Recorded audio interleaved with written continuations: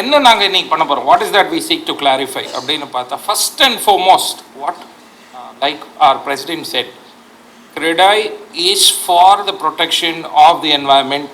It supports the protection, அதாவது இந்த ஈரநிலம் அப்படிங்கிற வெட்லேண்ட் அதை வந்து ப்ரொடெக்ட் பண்ணணும் அப்படிங்கிறதுல CREDAIயும் உறுதியாக இருக்கும். இதில் வந்து எந்த ஒரு சந்தேகமும் யாருக்காவது இருந்தால் கண்டிப்பாக அந்த சந்தேகத்தை விலக்கிடுங்க. ஏன்னா we are for the protection of the wetland and சதுப்பு நிலம் அப்படிங்கிறப்பட மார்ஷ்லேண்ட் அது வந்து ரொம்ப கிளியராக இருக்கும். இப்போ ஆனால் பார்த்தீங்கன்னா நீங்கள் வந்த போதே ஒரு பெரிய மேப் ஒன்று பார்த்துருப்பீங்க, திரும்பி அந்த மேப் காட்டுவேன். அதில் பார்த்தீங்கன்னா இன்னைக்கு ஏன் இந்த ப்ரெஸ் மீட்டை கூப்பிட்டுருக்கோம், நம்மளும் அதான் சொல்கிறோம், எல்லாரும் அதான் சொல்கிறோம், எதுக்கு இந்த ப்ரெஸ் மீட் அப்படின்னு பார்த்தீங்கன்னா, அந்த ப்ரொடெக்ஷன் அப்படிங்கிறது இப்பொழுதுக்கு என்ன ஆயிருக்கு, ஒரு அடிஷ்னலாக ஒரு கிலோமீட்டர் அந்த ராம்சார் எனப்படும், ராம்சாருங்கிறது ஒரு அங்கீகாரம், அந்த ராம்சார் எனப்படும் வெட்லேண்ட், அதாவது ஈரநிலத்தை சுற்றியும் ஒரு கிலோமீட்டர் அடிஷ்னலாக ஒரு ஜோன் ஆஃப் இன்ஃப்ளூயன்ஸ்னு போட்டு இப்பொழுதைக்கு அங்கே வந்து எந்த ஒரு அப்ரூவலோ ஒரு இதுவோ பட்டா லேண்டாக இருந்தாலும் சரி, தனியார் நிலமாக இருந்தாலும் சரி, அதெல்லாம் வந்து நிறுத்தப்பட்டு இருக்கிறது. அது என்னன்னு பார்ப்போம், இன்னும் கொஞ்சம் டீட்டெயிலாக என்னன்னு பார்ப்போம். இதுக்கப்புறம் இதுலேருந்து என்ன பண்ண முடியும் அப்படிங்கிற விஷயத்தையும் நம்ம பார்ப்போம். ஸோ முதல்ல ஒரு பேக்ரவுண்ட் பார்த்தீங்கன்னா, இந்த பள்ளிக்கரணை மார்ஷ் நமக்கு எல்லாருக்குமே பள்ளிக்கரணை தெரியும்னு நினைக்கிறேன். வேளச்சேரி அடுத்த பகுதி வந்து பள்ளிக்கரணை, அங்கே வந்து சதுப்பு நிலம் இருக்கிற விஷயம் உங்கள்கிட்ட அநேகமாக எல்லாருக்கும் every one should be knowing what is marshland, Pallikaranai Marsh. It is Pallikaranai Marsh is a swamp reserve forest அப்படிங்கிறது. அதனோட எக்ஸ்டென்ட் என்னன்னு பார்த்தீங்கன்னா 698 ஹெக்டேர்ஸ். இதுதான் அதனோட பரப்பளவு. இது தவிர ஒரு அடிஷ்னல் வந்து ஒரு சர்வே நம்பர் டிமார்கேஷன் அப்படி வந்து ஒரு எங்களுக்கு சில கஷ்டங்களும் சில பேருக்கு நிறைய பேருக்கு சேலஞ்சஸ், எங்கள் கஷ்டத்தை விட்டுருங்க, நிறைய பேருக்கு சேலஞ்சஸ் வந்து ஒரு 550 ஹெக்டேர் வந்து கூடுதலாக சேர்த்து இது ரெண்டையும் கூட்டினீங்கன்னா 1248 hectare, 1248 hectares has been announced as Ramsar side. Ramsar அப்படிங்கிறது ஏற்கனவே நான் சொன்னது வெட்லேண்டுக்கான ஒரு அங்கீகாரம், ஒரு யுனெஸ்கோ சைட்டுன்னு சொல்கிற மாதிரி அது வேறு ராம்சார் சைட். ஒரு it's an internationally recognised status for your wetland, ஈரநிலத்துக்கான ஒரு ஸ்டேட்டஸ். இதை தவிர என்ன ஆயிருக்கு, இதையும் சுற்றி ஒரு கிலோமீட்டர் ஜோன் ஆஃப் இன்ஃப்ளூயன்ஸ் அப்படின்ட்டு ஒரு ஐடென்டிஃபை பண்ணி கிட்டத்தட்ட ஒரு 3358 hectare, 3358 hectares of land has been demarcated as a uniform influence zone, and there has been a planning freeze. கம்ப்ளீட்டாக இங்கே வந்து எந்த ஒரு திட்டமும் இப்பொழுதைக்கு நிறுத்தப்பட்டு விட்டது. இது இந்த ராம்சாரை சுற்றி என்னென்ன பார்த்தீங்கன்னா, இந்த 698 ஹெக்டேர் சொன்னேன் இல்லையா, Pallikaranai Marsh swamp reserve forest, இது வந்து notified under Tamil Nadu forest act. எந்த வருஷம்னா 2007 இன்றைய வரைக்கும் அந்த ரிசர்வ் ஃபாரஸ்ட்டில் ஒரு எந்தவித ஒரு அப்ரூவலோ ஒரு ஆக்டிவிட்டி, கன்ஸ்ட்ரக்ஷன் ஆக்டிவிட்டியோ லீகலாக கொடுக்கவே படவில்லை. எனக்கு தெரிஞ்சு அங்கே பெருசாக எதுவும் நடக்கவும் இல்லை. இந்த பவுண்டரியை ரொம்ப கிளியராக மார்க் பண்ணியிருக்காங்க. இதுதான் இந்த ரிசர்வ் ஃபாரஸ்டோட பவுண்டரி, எல்லை அப்படின்ட்டு கிளியராக மார்க் பண்ணியிருக்காங்க. இது வந்து கண்டிப்பாக ஒரு சட்டபூர்வமாக இதை காப்பாற்றவும் பட்டு இருக்கு. இதை சிஎம்டிஏவோட 2வது மாஸ்டர் பிளான், 2nd மாஸ்டர் பிளான்லேயும் இதை வந்து இன்கார்பரேட் பண்ணியிருக்காங்க. நம்ம ஆனால் பேசுறது இந்த 698 பற்றி இல்லவே இல்லை.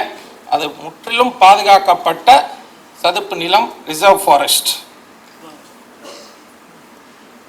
இதுக்கு அப்புறம் என்ன ஆயிருக்கு அப்படின்னா, 2022 ராம்சார் அப்படின்ட்டு ஒரு டிக்ளரேஷன், இந்த பள்ளிக்கரணை மார்ஷை சுற்றி இதை வந்து ஈர நிலமாகவும் டிக்ளேர் பண்ணி ராம்சார் அங்கீகாரத்துக்கும் ஒரு டிக்ளரேஷன் ஒன்று அனௌன்ஸ் பண்ணியிருக்காங்க.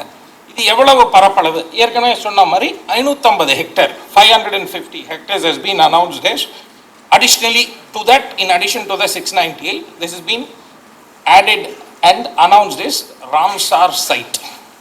Okay.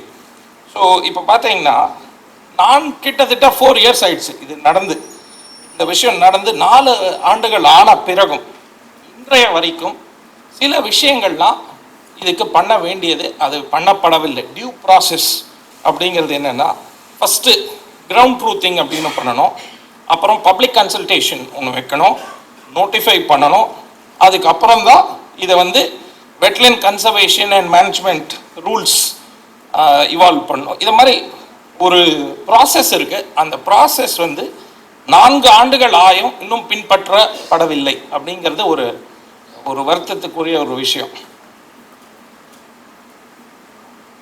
இந்த 19 ஆண்டுகளில் என்ன ஆயிருக்கு அப்படிங்கிறத ஒரு சின்ன ஸ்னாப்ஷாட்டாக பார்க்கணும்.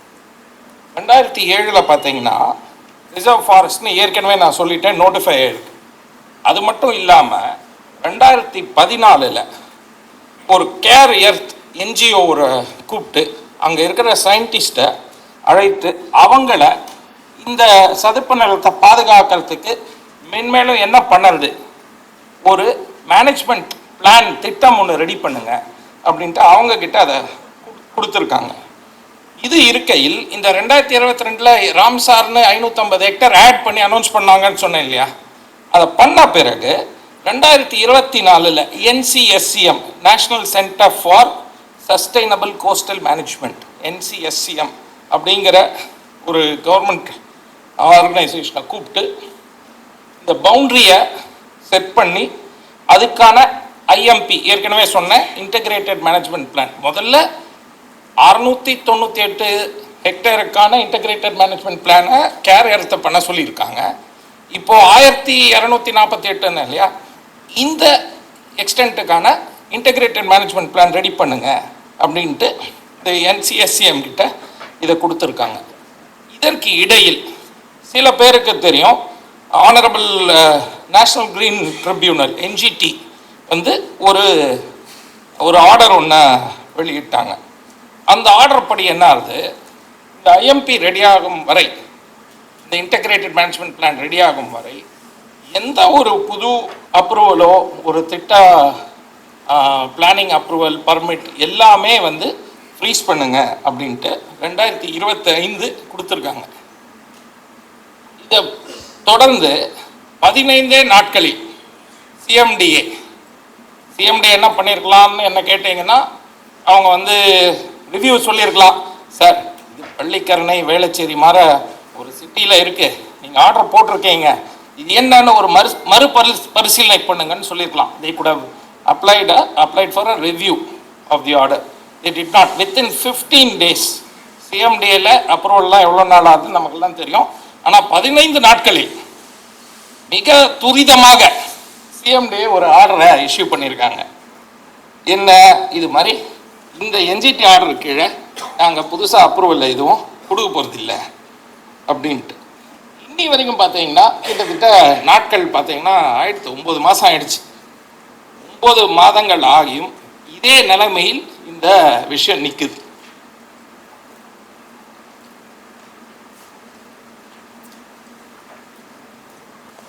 இந்த நிலைமையில் இப்போ இவங்க எப்படி என்ன பண்ணியிருக்கணும் அப்படின்னா, இந்த ஈரநிலம் wetland, they should have identified the wetland, then they should have prepared a brief document. What is the exact wetland boundary, எங்கே ஆரம்பிக்குது, எங்கே முடியுது, என்ன எக்ஸ்டென்ட் அப்படிங்கிறதெல்லாம் கரெக்டாக மார்க் பண்ணி டீலினேட் பண்ணியிருக்கணும்.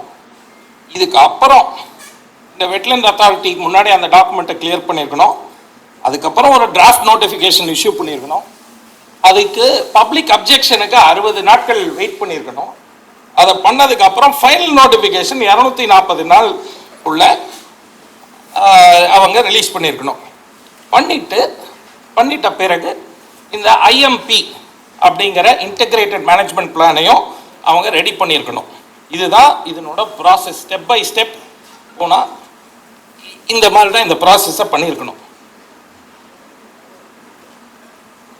ஆனால் இப்படி நடந்ததா அப்படின்னு கேட்டிங்கன்னா அது நடக்கலை. இது மட்டும் இல்லாமல் இந்த ஆனரபிள் என்ஜிடி ஒரு ஆர்டர் ஒன்று இஷ்யூ பண்ணாங்கன்னு சொன்னேன் இல்லையா,